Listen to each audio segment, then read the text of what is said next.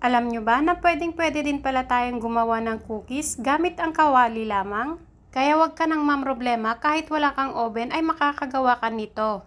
At higit sa lahat ay pwedeng-pwede mo rin itong gawing pang negosyo. Tara, umpisan na natin. Sa malinis na bowl, maglalagay lang tayo dito ng 100 grams ng butter or margarine. Bale, pinalambot ko muna siya para hindi na ako mahirapan pang maghalo. Then, isunod naman natin yung ating 3/4 cup na wash sugar. Pwede naman kayong gumamit ng 1/2 cup ng wash sugar at 1/2 cup ng white sugar. I-mix lang natin ito hanggang sa maging soft na yung kanyang texture. At kapag nahalo na natin ng mabuti, isunod naman natin yung ating isang buong itlog. Then maglalagay din tayo dito ng 1 tablespoon ng vanilla extract. I-mix natin siya ulit hanggang sa mag-well combine na ang mga ito. At kapag nahalo na natin siya ng mabuti, isunod naman natin yung ating 1 teaspoon na baking soda. Ito yung magpapachewy sa ating cookies. Then maglalagay tayo ng 1/2 teaspoon ng asin, pambalance lang natin sa tamis.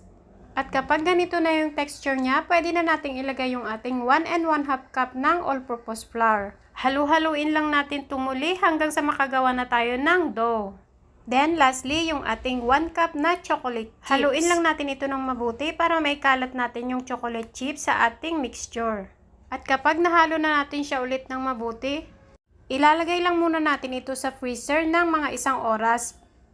Patitigasin lang muna natin siya. And after 1 hour, eto na siya. Sunod naman natin na gagawin ay bibilugin lang natin siya. Mag-form lang tayo ng ball nang naaayon sa laki na gusto natin. Medyo bilisan po natin yung pagbilog natin dito kasi madali lang pong lumambot yung ating cookies. Bali, nasa 15 piraso lahat yung nagawa ko dito. Ibabalik natin ulit ito sa freezer ng mga 3 oras. After 3 hours, eto na siya, matigas na siya. Then, pwede na natin siyang lutuin sa kawali. Kailangan po mainit na yung kawali natin dito bago natin siya isalang. At kailangan din po yung apoy nyo dito ay mahinang-mahina, yung halos mamatay na siya.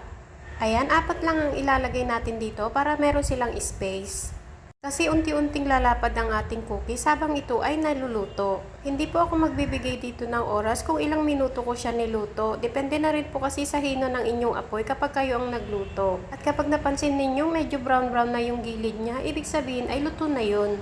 Basta silip-silipin nyo lang po siya ng madalas para maiwasan yung pagsunog ng ilalim ng ating cookies. Medyo malambot pa ito, palalamigin lang natin ng ilang minuto bago natin ito kainin. At kung umabot ka sa part na to at nagustuhan mo ang ating recipe ngayon, pwede pong pa-like and share. Then mag-comment po kayo sa baba kung taga saan kayo para ma-shoutout ko po kayo sa susunod ng ating video. Tikman na natin ang ating cookies sa kawali.